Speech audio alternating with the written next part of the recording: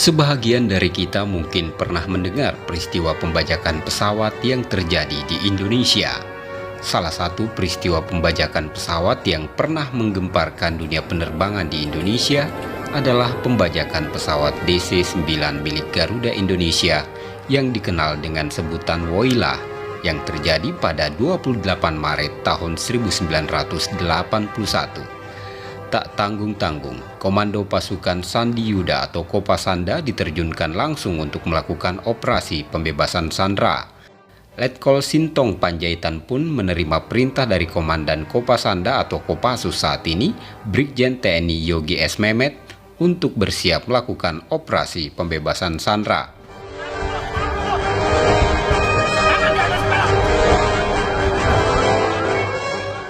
Tapi tahukah Anda jika peristiwa pembajakan pesawat pertama kali terjadi di Indonesia itu pada tahun 1972? Pesawat dengan nomor penerbangan MZ171 Vickers Viscount milik maskapai Merpati Nusantara Airlines atau MNA pada 15 April 1972 dibajak oleh salah seorang penumpangnya dan dipaksa mendarat di Bandara Adi Sucipto, Yogyakarta.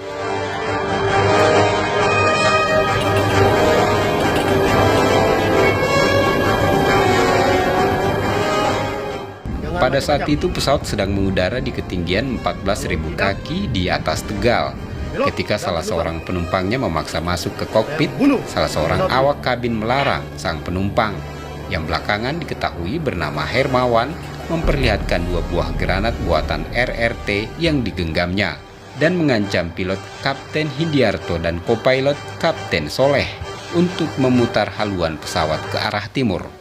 Pelaku pembajakan yang bernama Hermawan ternyata unik karena hanya bertindak sendirian dan mengancam akan meledakkan granat tangan yang dibawanya jika tuntutannya tidak dipenuhi. Kemudian, pesawat tersebut berhasil mendarat di Bandara Adi Sucipto, Yogyakarta. Selepas mendarat, pembajak melalui radio ke ATC atau Air Traffic Control Bandara Adi Sucipto menuntut tebusan sebesar 20 juta rupiah. Jumlah uang yang sangat besar pada masa itu. Otoritas keamanan seperti kepolisian dan TNI AU masih awam dengan kasus pembajakan pesawat seperti saat itu.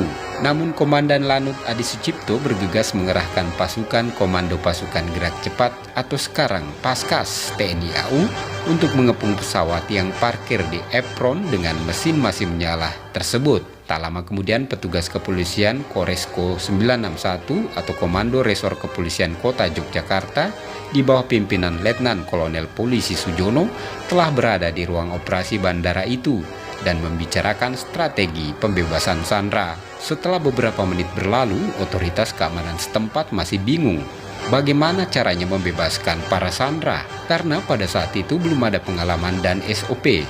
Tersebutlah salah seorang intel polisi bernama Inspektur Polisi Tingkat 2 atau IPDA Bambang Widodo Umar yang berpakaian preman dan tidak diizinkan masuk ke kawasan bandara lantaran berpakaian preman. Dari rel kereta api di dekat kawasan bandara, alumni Akabri Kepolisian tahun 1971 yang baru 5 bulan lulus dan bertugas itu melihat sebuah pesawat baling-baling parkir dengan mesin masih menyala persis di apron bandara. Sebagai perwira intel, Bambang tidak berseragam polisi. Bambang yang masih sangat muda, yang saat itu 24 tahun dan tubuhnya yang tidak terlalu besar, masih terlihat seperti anak SMA. Bedanya, ia menyelipkan sebuah revolver Colt spesial besar di pinggangnya. Setelah melambung melewati berbagai jalan tikus, Bambang pun akhirnya masuk ke ruang tunggu penumpang. Di ruang tunggu tersebut sudah ramai oleh pejabat dan petinggi aparat keamanan. Ada Pangko Wilhan II, Danrem, Dantares, dan Danres Yogyakarta. Semuanya sedang berkoordinasi. Dalam suasana itu, percakapan detail antara pembajak hanya berlangsung dengan petugas menara Air Traffic Control yang selanjutnya diteruskan kepada para pejabat di ruang tunggu. Namun dari pembicaraan para jenderal dan petinggi keamanan yang terdengar oleh Bambang sempat menyebut-nyebut pembajak minta uang tebusan sebesar 20 juta rupiah. Namun, uang sebanyak itu disebut-sebut tidak bisa didapatkan karena uang yang dikumpulkan dari bank di Yogyakarta pun tidak mencapai jumlah sebanyak itu. Saat itu juga ada rencana menembak pembajak dengan peluru bius, karena pembajak disebut-sebut akan meledakkan pesawat. Sambil mendengarkan percakapan para petinggi aparat keamanan itu membuat berbagai rencana untuk melumpuhkan para pembajak, mata Bambang terus mengawasi pesawat. Kebetulan dari tempat ia berdiri, bisa dengan leluasa menghadap ke arah pesawat. Setelah memperhatikan dengan seksama, Bambang pun melihat sesuatu yang aneh pada pesawat yang dibajak. Dari jendela kokpit ada tangan melambai-lambai. Bambang tidak mengerti apakah itu tangan pilot atau tangan co-pilot. Waktu itu hari sudah hampir maghrib. Saat tengah melambai-lambai di jendela kokpit, di kabin penumpang tampak ada bayangan orang berjalan mondar-mandir.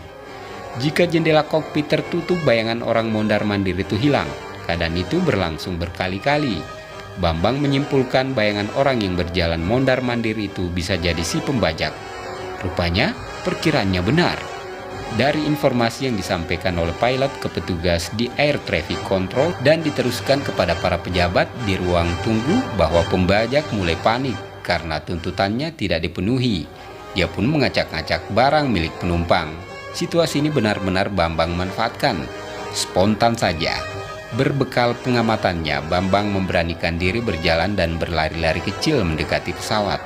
Saat itu, tanpa ada rasa takut sedikit pun, Bambang dengan berjingkat-jingkat mendekati pesawat. Arah yang dituju adalah moncong pesawat, jendela tempat di mana pilot dan co-pilot melambai-lambaikan tangannya. Namun bodi pesawat itu terlalu tinggi buat Bambang. Dengan meminta bantuan seorang petugas apron untuk menarik tangga di dekat pesawat. Dengan suara mesin dan baling-baling yang terus berputar, pembajak pun tak melihat aksi nekat Bambang. Akhirnya ia berhasil menggeret sebuah tangga. Walaupun sudah naik tangga, ia tetap tak bisa leluasa menembak pembajaknya. Jendela kokpit hanya sampai di muka Bambang. Ketika bersembunyi di leher pesawat, Bambang sempat melihat ke sekeliling dan melihat aparat yang mengepung di kanan kiri pesawat tetap bersiaga pada posisinya masing-masing, tanpa ada upaya apapun. Setelah jendela kokpit kembali terbuka sebagai tanda pembajak berada di belakang, kembali Bambang menaiki tangga. Kali ini ia menjulurkan tangannya dengan mengangkat pistol. Tujuannya menunggu pembajak masuk ke kokpit dan ia akan menembak. Namun posisi untuk menembak itu pun buat Bambang cukup sulit karena tinggi dirinya tidak sampai menjangkau jendela secara penuh.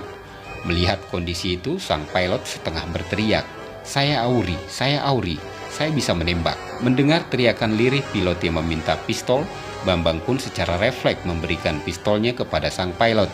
Suasana tegang itu berlangsung 5 menit lamanya. Mendadak co-pilot dan pilot turun dari pesawat tergesa-gesa. Ternyata tembakan telah dilepaskan dan pembajak Hermawan telah mati. Kapten Hindiarto menuturkan bahwa tembakan pertama yang dilepaskan tepat mengenai leher si pembajak.